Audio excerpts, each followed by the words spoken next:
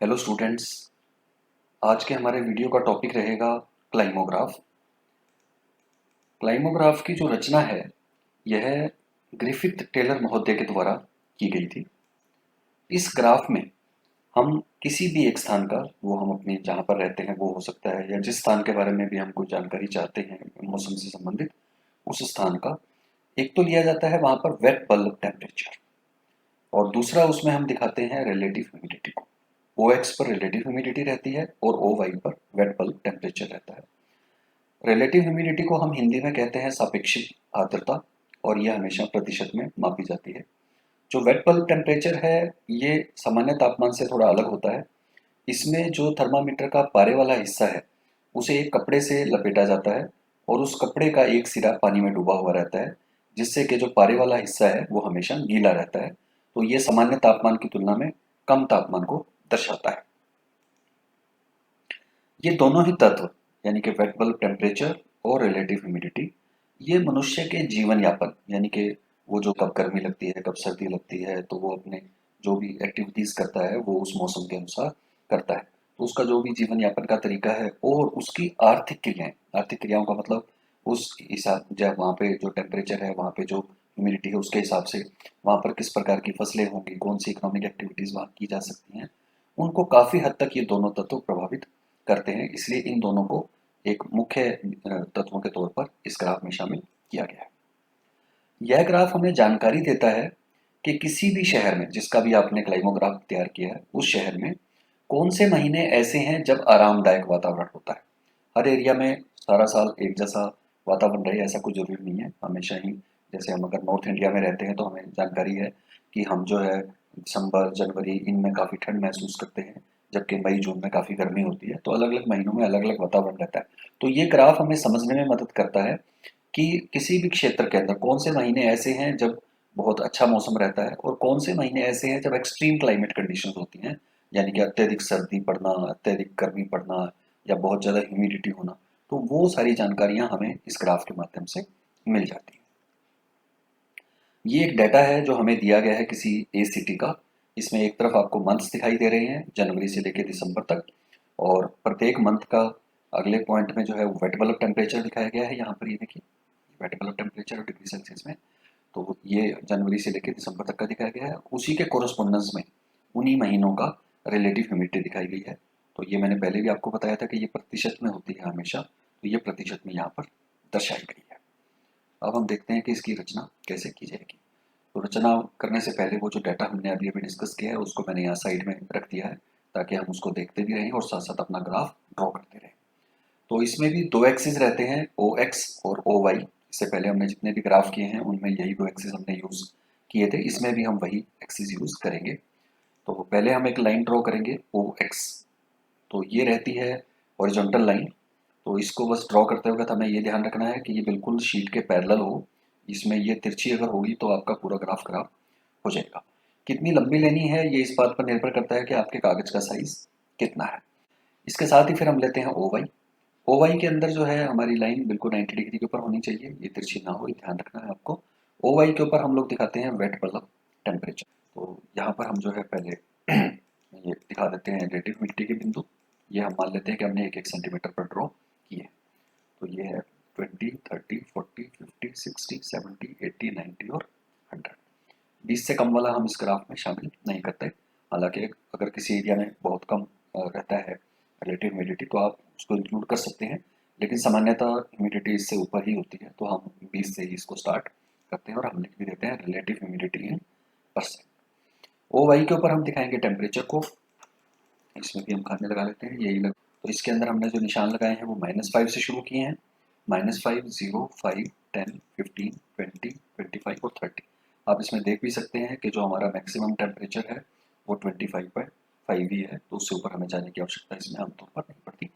Minus में आप लेना है या नहीं लेना ये इस बात के ऊपर डिपेंड करता है कि आप कौन से एरिया की बात कर रहे हैं।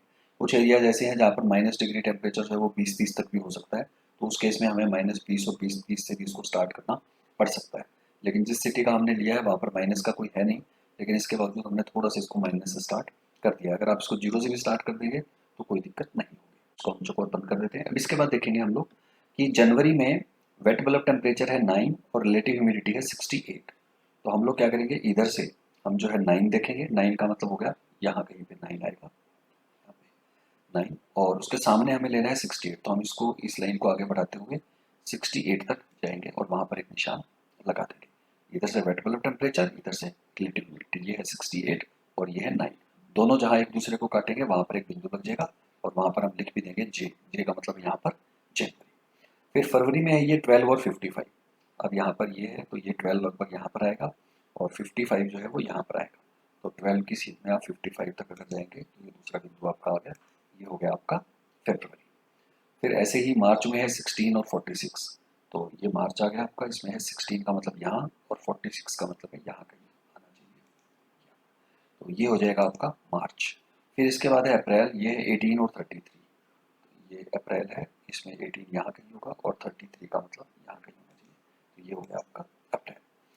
फिर है मई है 20 और 29। तो ये हो गया आपका 20 और 29 लगभग यहाँ आएगा। तो ये हो गया आपका मई। इसके बाद है जून में है 24 और 43। तो ये यहाँ पर 24 होगा और 43 का मतलब थोड़ा सा और आगे हम इधर आ जाएंगे इसके आसपास। तो ये हो जाएगा आपका, तो ये है जून का, इसका जून का, तो ये हो गया जून। इसके बाद है जुलाई का 24.5 और 72। तो ये लगभग 24.5 और इसको आप 72 तक अगर लेकर के जाएंगे तो थोड़ा आगे तक जाएगा यहाँ पर ये हो जाएगा आपका जुलाई। इसके बाद अगस्त में है 25.5 और 80। ये 25.5 और यहाँ पर हम आएंगे 80 तक। तो ये हो जाएगा आपका अगस्त। अगस्त के बाद है सितंबर में 21 और 70। तो ये हो गया आपका 21 और इधर हो जाएगा 70। ये आ गया आपका सितंबर।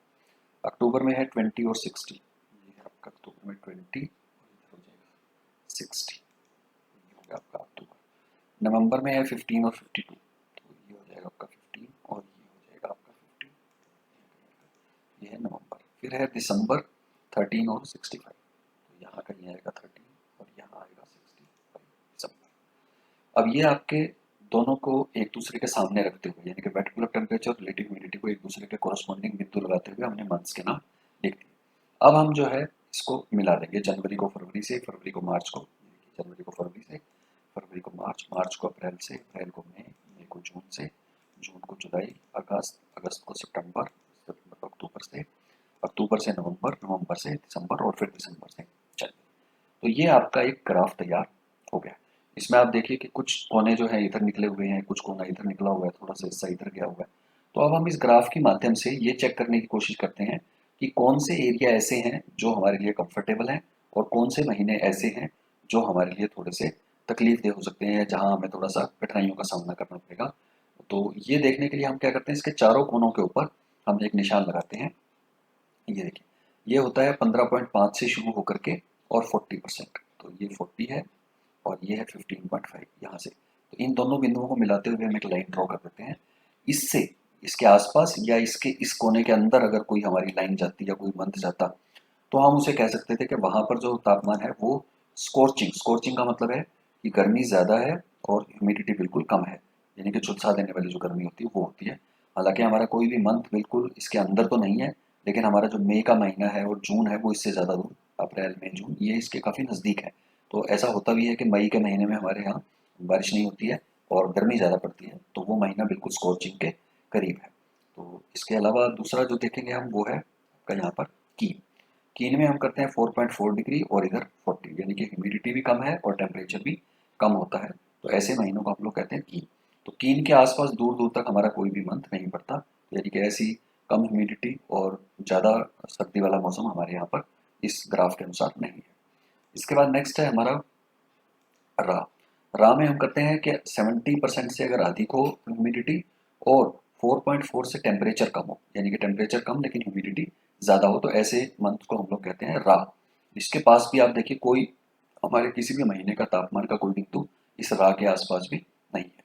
तो इसलिए ठंडे वाले मौसम का तो हमारे यहाँ पे इसमें पूरे इसमें ग्राफ में कहीं कोई सीन नहीं है। अब आता है लास्ट हमारा, वो है हमारा मक्की। मक्की के अंदर हम ये करते हैं कि 70%, ये यानी कि इसकी लाइन हमने ली है ये 70 की, 70 से ज़्यादा ह्यूमिडिटी हो और टेम्परेचर भी 15.5 से ज़्यादा हो, यानी कि दोनों चीज़ें ज़्यादा है। तापमान भी ज़्यादा है, ह्यूमिडिटी भी ज़्यादा है। तो इसमें देखिए एक हमारा महीना आया हुआ है अगस्त, और जुलाई भी उससे ज़्यादा दूर नहीं है, तो अगस्त तो बिल्कुल इसके अंदर है। तो अगस्त के महीने में क्या होता है कि टेम्परेचर की कंडीशंस काफ़ी हाई होती हैं, जुलाई में भी लगभग ऐसा ही होता है। तो उसमें हमारा जो तापमान है वो भी ज़्यादा है, और हमारी जो ह्यूमिडिटी है वो भी ज़्यादा होती है। तो ऐसे जो स्थान होते हैं उसको हम लोग कहते हैं मग्गी। मग्गी का मतलब जिसमें उमस भरा वातावरण, यानी कि आपको काम करने में काफ़ी दिक्कत महसूस होती है, क्योंकि आपको बार बार पसीना आता रहता है, ह्यूमिडिटी बहुत ज़्यादा होती है। तो ऐसा एक महीना हमें अगस्त का और जुलाई का हम इसमें कह सकते हैं।